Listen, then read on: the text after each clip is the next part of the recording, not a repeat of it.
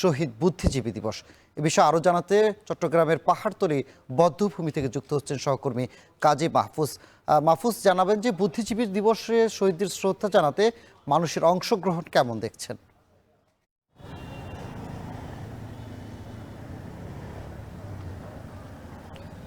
সানি, বিনম্র শ্রদ্ধা আর ভালোবাসার মধ্য দিয়ে চট্টগ্রামেও শহীদ বুদ্ধিজীবীদের স্মরণ করা হচ্ছে। আমরা দেখেছি ভোর থেকেই বিভিন্ন সামাজিক, সাংস্কৃতিক, রাজনৈতিক সংগঠনের নেতৃবৃন্দ সহ সর্বস্তরের মানুষ ফুল দিয়ে শহীদ মিনার এবং বধ্যভূমিগুলোতে বীর শহীদদের স্মরণ করছেন। এই মুহূর্তে চট্টগ্রাম সিটি কর্পোরেশনের মেয়র ডাক্তার সাদাত হোসেন তিনিও কিন্তু ফুল দিয়ে শহীদদের শ্রদ্ধা নিবেদন করেছেন এবং তিনি কথা বলছেন। আমরা দেখেছি বীর মুক্তিযোদ্ধা থেকে শুরু করে বিভিন্ন বিশ্ববিদ্যালয়, কলেজের শিক্ষার্থীরা, শিক্ষকরাও কিন্তু এই শ্রদ্ধা নিবেদনে অংশগ্রহণ করেছেন। আপনাকে বলে রাখি যে চট্টগ্রামের এই যে পাহাড়তলী বধ্যভূমি, এটি কিন্তু বেশ সমৃদ্ধ একটি বধ্যভূমি বলা হয়।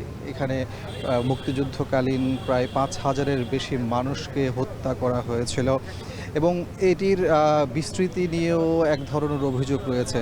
এটার যে বিস্তৃতি সেটি অনেকটা সংকুচিত হয়ে আসছে দখলের মধ্য দিয়ে, এবং সাধারণ মানুষ যারা মুক্তিযুদ্ধের চেতনায় বিশ্বাস করে, মুক্তিযুদ্ধকে ধারণ করে, তারা বলছেন এই বধ্যভূমিকে সংরক্ষণ করতে হবে। পাশাপাশি চট্টগ্রামে 70 থেকে 75টি বধ্যভূমি রয়েছে এবং মুক্তিযুদ্ধের স্মৃতি বিজড়িত জায়গা রয়েছে, যেগুলো এখন অনেকটা অরক্ষিত, একই সাথে বিলুপ্তির পথে।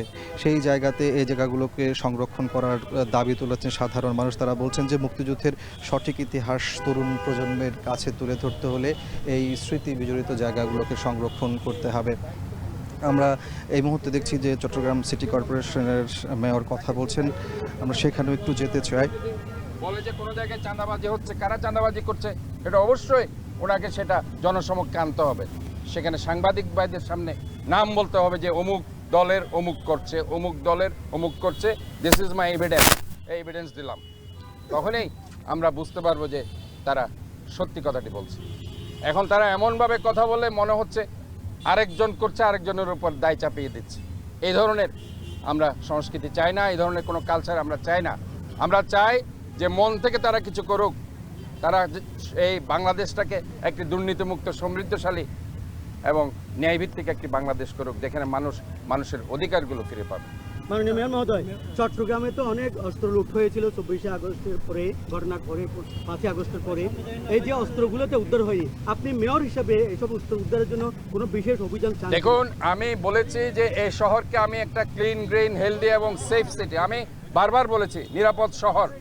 আমি প্রশাসনকে বলেছি, যেহেতু আমাদের এখানে নগর সরকার নেই, আমাদের এই চট্টগ্রাম শহর, ঢাকা সহ বাংলাদেশের কোনো শহরে সিটি গভর্নমেন্ট এখনো প্রতিষ্ঠিত হয়নি, যার কারণে আইন শৃঙ্খলা বাহিনী কমপ্লিটলি সিটি মেয়র আন্ডারে নেই।